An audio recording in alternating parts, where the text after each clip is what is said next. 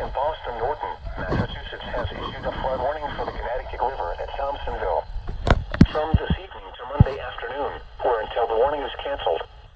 At 5:46 p.m. Saturday, the stage was 14.9 feet.